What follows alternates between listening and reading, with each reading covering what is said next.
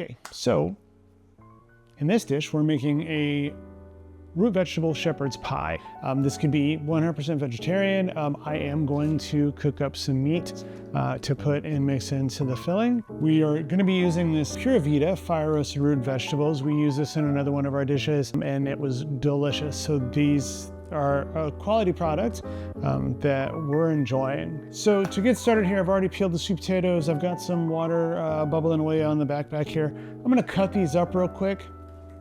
And then while these are cooking, we're gonna go ahead and prep the rest of the ingredients, which are gonna be celery, onion, like I said, the meat, and then these root vegetables.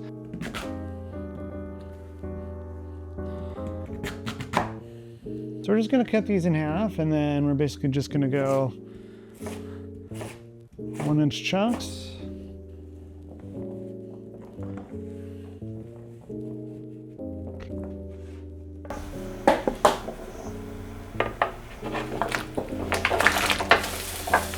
All right, so we'll let those come back up to a boil and we're just gonna throw some salt in the water just to season it up. So I'll go 1, 2, and 3 good pinches of salt. And let's go ahead and finish prepping everything up. So we'll start with the onion here. So we're just gonna cut down the middle, cut it in a quarter, right? Let it fall, flip it over, come to the edge here. And then once we got that, we're just gonna go in half. And then our celery, we're gonna cut in half. Sometimes it's a little bit easier to break them down in half. All right, and here we're gonna cut these about 1/4 inch. Okay, so we've got the sweet potatoes in the pot. The water's coming back up to a boil here. We are going to go ahead and prep the meat portion of this. So we have some ground bison here. We're gonna take this, we're gonna saute it up in the pan here, get most of the water out of it, and then we're gonna start to season. So we'll start with a little bit of salt first, as soon as we get the temperature up. A little bit of olive oil in there.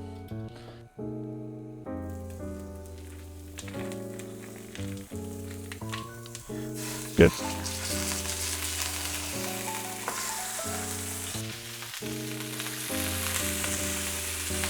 All right, so we're just gonna sprinkle a little bit of salt just to cover. We do want to try to brown this up a little bit, so we're gonna break it up as much as we can. So we get some smaller pieces, so something like that. I'm gonna heat back up to a power boil, and we're gonna let it fry out for a little bit. We have the meat cooking over here, the water is releasing, so we're getting a little bit of little steaming right now, but as soon as that water's gone, then we'll actually be able to start to get some browning in the meat. So, yep, they are done. There we go. Okay, so we'll actually let those sit and steam out for just a little bit. And this is looking pretty good here, so we're gonna go ahead and move this around. We can go ahead and start our seasoning at this point. Let's see, so we're gonna go about a teaspoon of the thyme, a little bit of coriander here, so about 2 teaspoons of this. Gonna go 1 teaspoon of mustard powder, a sprinkling of crushed red peppers. Okay, we're gonna call that good. We're gonna go ahead and start off with the onions here. So we're gonna go ahead and hand mash these. If you have a mixer or something like that, you can just paddle it. It's a lot faster, but I'd like to show you how to do it with the masher. Use your body weight. Don't try to use your arms. Okay. Brother. Add in our celery. So now we got a pretty rough mash. So we're gonna go about 2 tablespoons. All right, so we got the butter in there. We're just gonna stir it around a little bit. And we're gonna see what kind of texture we get after we add the butter. I mean, obviously it should be a little bit creamier. Go ahead and come back in here with our masher. But we are gonna finish this with just a little bit of buttermilk to just give it that little bit of bright flavor to it, and then a little bit of lemon zest. So we're just gonna make a little well here. We're gonna do a little bit at a time. Yeah. I'll go ahead and add these while I'm thinking about it.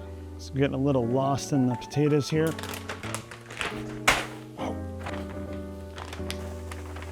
This is obviously going to cool this down quite a bit. So we're still left with something that'll stand, but it is getting a little bit softer in the mix there. So I'm going to call that. Let's taste it. Here's more salt. Okay, so we're gonna finish up the filling for the shepherd's pie. We have the chicken stock we made, and then some extra chicken stock if we need it. Oh, and we need some gluten-free flour. Organization sometimes. Okay, so we're gonna be using gluten-free flour. To make this, you could use flour. Ratios would be about the same. We're gonna use about 3 tablespoons of this, and we're looking for about 4 cups of this. So this is about 2 cups of stock here, and we'll use 2 cups here. We're gonna pull some of this to the side to make a slurry, but we're gonna go ahead and get the heat back on this guy over here. We'll let it come up a little bit, and then we're just gonna dump this straight in and deglaze that pan with the stock. 1, 2, and 3, not exact, but that will do.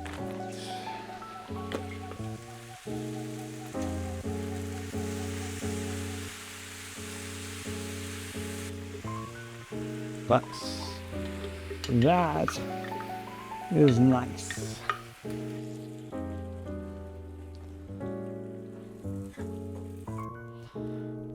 So we're gonna pour in, oops.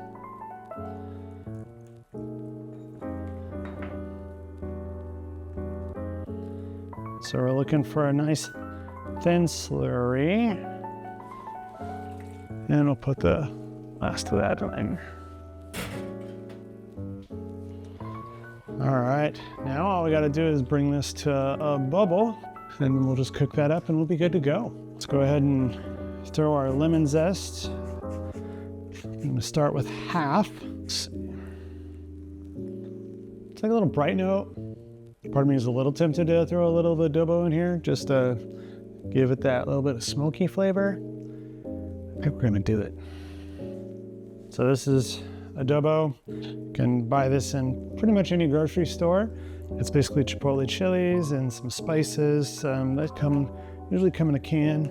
So we're just gonna take a little spoonful. And let's see. So I'm thinking just a little bit of that smoky flavor inside these sweet potatoes.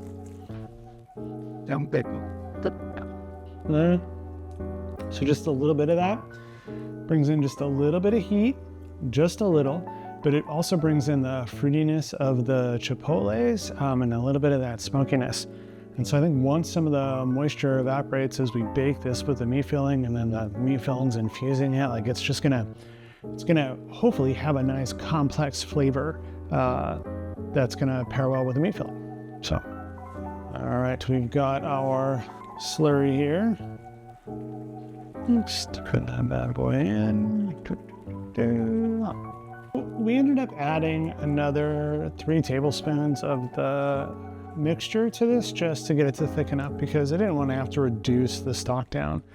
It pretty much cooked out because the mixture is clear. So I'm gonna let that, turn that off and let it sit and firm up just a little bit. And then we're gonna use the cazuelas to portion the mix that into, and then we'll let that sit and cool even a little bit more so it gets a little bit firmer. And then we'll put the sweet potatoes on top, and then we'll throw them in the oven and finish them.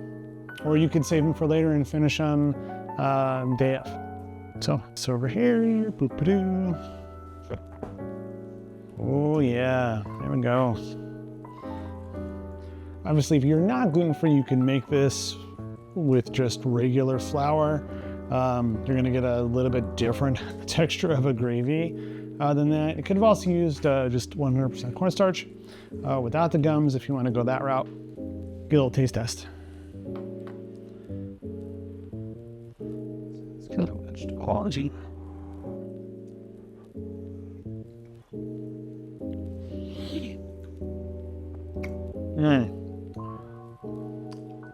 That's happy right there. That's delicious. A lot of nice earthy flavors in this right here. And then we've got and definitely like meaty, salty juxtaposition of a little bit salty, a little bit sweet, a little bit spicy, a little bright. Two things together are just gonna be pretty good. All right, so we're just gonna drop the filling down into the cazuelas here. Okay, so we shake it. It's a little bit loose, right? So we're gonna wanna think about this in a very strategic way. So we don't want the filling to push out. So let's see. We can scoop and lay. I mean, this could be disastrous. We will see. And I want to here.